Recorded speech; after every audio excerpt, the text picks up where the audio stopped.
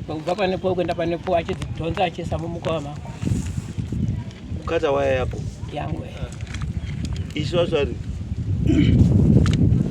Wana kucheza. Izibuzi isheka ndiye panonga kuchitaura kanye. Uzaka ndiye akaisa mgano. Ndiye akaisa mgano. Isaka ipanonga ndipo ndiye panonga kutora kaunda akaisa mgano pakati. Totaona kuti violate mgano akaiswa ndiye. Kuzoreri kana watotanga utoti uya anogura waya dzemune chibozika. Iyo yekutogura waya itori mhosva yakasimira. Ndo inonzi malicious injury to property. Nenda mapurisa. Yes, malicious injury to property. Saka iyoyo endawo mapurisa. Go and report that one. Mapurisa. Malicious injury to property. Abadari waya iyoyo. Right. Chitoreti. Msore mambo mtasa. Msore wadari wese. Inini? Vitori maringeti. Chekutanga ndechekuti nhau yangu ndiye mugano na samarondo vana vemuvakidzani wangu. Vana vemuvakidzani wangu. Ndichipiwa munda 1996. Andina pandakamboita dambudziko nemuvakidzani wangu kusvika vachizoshaya. Izwa ibambo. Undi. Kana nyika yekudare kunoka. Ukapiwa decision. Nyaya tatoizwa kudare. Topa decision. Saka munofanira kutanga marespecta decision yapiwa nedare. Kana musina kufara. Motaura kuti handina kufara apa. You appeal against decision inenge yapiwa. Then mukati mimi mazine dare ndaimboita zvakati. Munoregedza kuita zvomati muzvimiti muite. Instead munopara mhosva pamusoro pacho kuti. Chakaitika apa chakatanga kuitika apa ndechekuti tine manga makafamba newaya yemugano iyoyo. Yanga iri evidence yangu inini yekuti nyangwe mukauya ndinokuratidza iyo. Ndobva atanga kutema miti iyoyo akauya. Izwai pamakaona kutema miti. Maifanira kuenda kudaidza Ishe kuti Ishe ona munhu akutema miti yemubaunda. Ndakati zvanyaya yakuno ndakaripota ndakafonera avo. But Ishe ndiye afanira kuya paground because akaisa mugano ndiani? Ishe. Kuti mugano yamakaisa Ishe munhu akutema miti yake. Uyu kana aoneka kuti ane mhosva yekuita sei? Yekutemawo miti. Yobva yatoti ane mhosva yekutema miti yemuchii. Kana uri muti waitwa kuti ndiwe mugano wenewo unoutemerei? Onyepo anotifonera but tisakatomufonera pamoja waye. Onyepo. Ndosaka ndakauya onyepo akakufonera. Anombotibata tisakatomufonera kuti wakubvisa waya yemunhu sei siya waya yakadaro svika mhosva munyaya yapera. Pamusoro vambo. Zvakaitika apa nezvekuti pakaiswa mugano ndiRoyd na Ishe Chekufa. Ndo pakaiswa John mugano. Awa wauya kotarisa nzvimbo. Wakati papa ine 14 meters apo wakakaunda pakatanga kuuya 14 meters. Isu takatora 4 meters tikatogarisana. Atisuda pese paparudini parutsana ngozi tikanira ivhiri tichapinda kuti muivhiri. Saka awauya wakakaunda mameters ari po 14 meters. Apo tagadzirisana kechipiri murume wakatanga kazi mwese muri zvidikiri inini ndisando mwese muchapera. Saka nanhasi wedhiro iroka rutoninetsa. Kechitatu abvisa waya inana kutaura naye vanhu vakati auri mujaidzaiwo ndikati no ndotedza mutemo. Ndakaenda kwaSabhuku ndakaita Sabhuku bva auya vaona waya yapera utunhu wakande kumukowa ndichitotaridza atotenderera ndiri ari kuita zvake ndadini kana Sabhuku auya aona izvi akati ndakufonerani mambo mutasa kuti ndizvo zvaita maringeti. Nyaya yari kutaura yekuti kazi wabereki wake ini baba wangu akafa 2014 March. Iyo akazogara 2000 November. Awari kutaura kuti kazi ndakaita nyaya naudai chipokwe. Kwekuti iyo akazogara ipapo baba wangu akafa namaini. Saka masoko ari kutaura nanongonawo. Zvawasangana. Ndatakuita isumira ndiani Tobias Marono. ine mwereji dzokaipa nzvimbo iyo. Munotore Ishe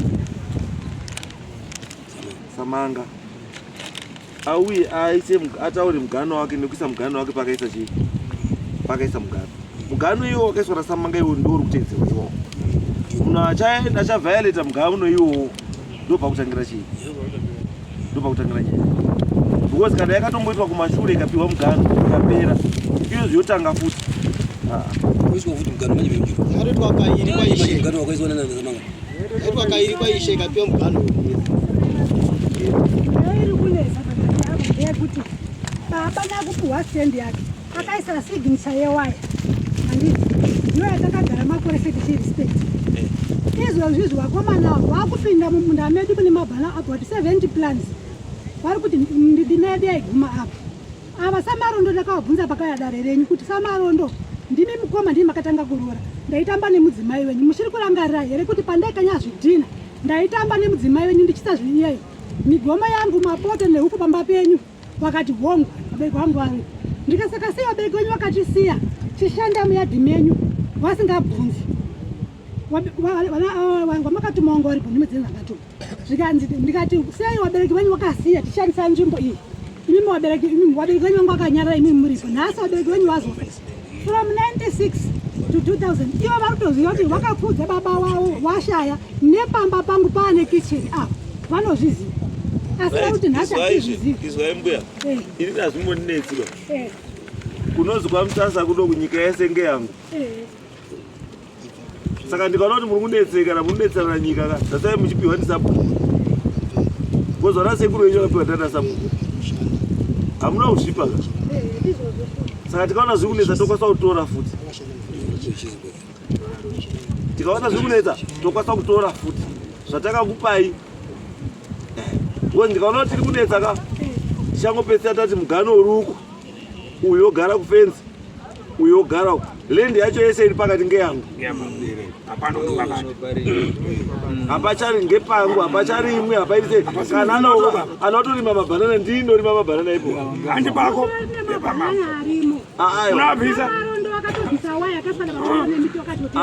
ndosaka ndati vanhu vari kuuya ivo wavo kana nzvimbo isitori mudare ine nyaya iri kudare hapana unoshandapo ba kusvika nyaya ita sei saka ukatoona akatoenda koshandapo nyaya isati yapera itori mhosva iyoyi wozwashora dare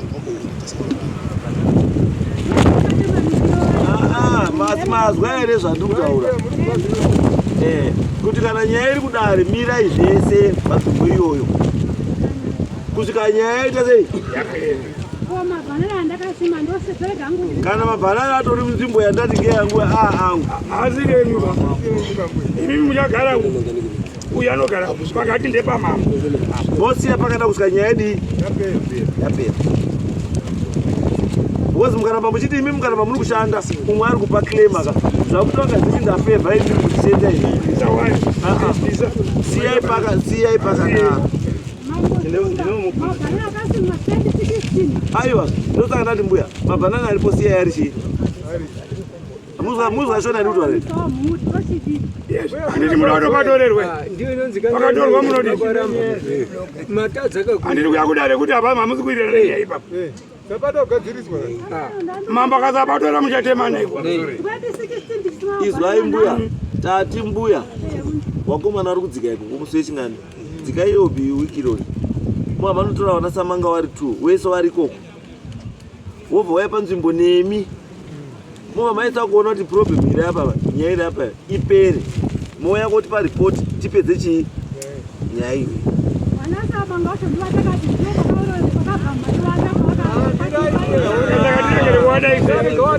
saka todaizani manje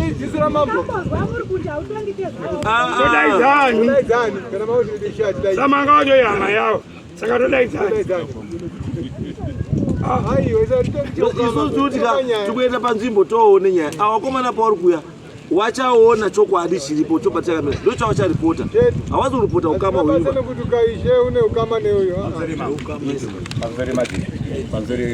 inini pakasvika nhumwe dzenyu dzamakatuma ndosvika tupikai malingeti pakasvika nhumwe dzenyu dzamakatuma vakauya zvakanaka tikataura nyaya tikarakidzana ndikati nhai vakomana imi muri kutanga kutaura nezvemugano uyu waiswa nechisama ko that signature yekutanga iyo yamuri kunyatsoona why yakapinda mukati wazi handiti why are you not considering muri kuiconsider imimi makuda kuconsider uyu wazoiswa pazuva ranhasi apo zvava zviripo izvaika pane question yangu ndo zvinhu zvandikuda izvo kana uri kuti pane waya yakatopinda mumiti wakaiona handizvo so why yakaiginwewa sei I don't know itoripo mama itoripo izvozvi yakaiswa nababa wavo. Saka iri kuigwinywa sei waya iyo? Ngezvekuti nekunawo. Vakomana endai muratidze waya iyo. Muonese kuona. Vanoiziva. Yes, because kana waya iripo, waya iyo ine zviri kutaura. Yakaiswa nababa wavo. Saka iri kuigwinywa sei? Kana iripo. Motaisa nyowani sei? Iwe kari yanyira muchiri. Why? Nemugamu ekumapeto akasoma takatosvika waripo mugamu nanhasi ungwa. Tikuti mbuya, handiti zvamuta zviri correct ba. Tiri kuti ngazvikonsidwe zvese zvioneke kuti kuuya kwayo waya ipapo nechii zvese zvakamira sei. Ndosaka ndoti vanhu dzokai futi pai munyase kuona chinhu chiri kutaurwa zvese. Zviri kuitika apa kaka ndezvekuti chipika malingeti.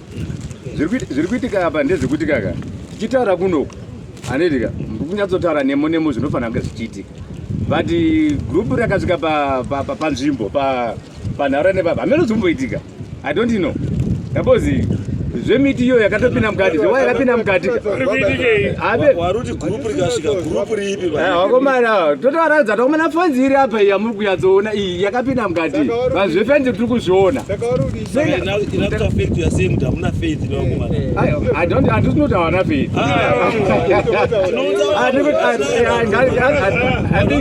I think so. Vakuuya vamwe. Mambo tamba bhora mambo kaka. Zvoti unogona kupiwa pena. Wakatarisa negedhi kudai. But pena yayo unoipotsa. Ani muri kuzoona. Wotobarindira kumwe. Wozonzi zvana ndakananga gedhi wayo. Ani muri kuzoona. Zvana ndakananga gedhi wayo. Saka kuti unyatsoti this is very simple but ndosaka ndati samanga ngauye panzvimbo. Zvotariswa zvese zvoda kutariswa ipapa.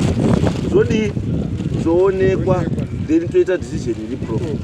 Because already kutaura kwamuita panapa pane zvinhu zvakutotanga kubuda zvamakutanga kunongedza zvimwe zvamakutanga kunongedza. Yes. Ndane dambudziko nawo panhau yemiti yanga iri mumiganga yakatemwa yese, but mastems maakatema macho mese muchiri fresh, mese manga muine maifamba newaya akabvisa yese, akadhisira evidence yandainongedza matare kuti wayai wakapedza kutema miti yacho but pieces of no, it's okay, zvinooneka izvo, don't worry. Aiwa no, dzatodhiska zvakwana vakomana background pakuti ndokumbira kuti ndini Bernard Marondo ndiri kumbira munditauro baba maringeti vari kuuya vachirongedza mhuri yangu kupopota vari baba vangu vari kuita zvinhu zvavo isu vachitaura tisikuwanai ati ivo vanouya vachipopota vachitaura zvavanoda kumhuri yangu ndokumbira kuti musashungurudza nemanyaya inopera, musapopoterane, musashukane right. Wakomana, I think this one wakomana vari kuuya aiwa inauye zvipfuyo mauto yacho imwe futi yezvipfuyo matobva mumugano matozvipfuyo. Alright, hani ngandimupedze wani vari kuuya wakomana vanouya tiite nyaya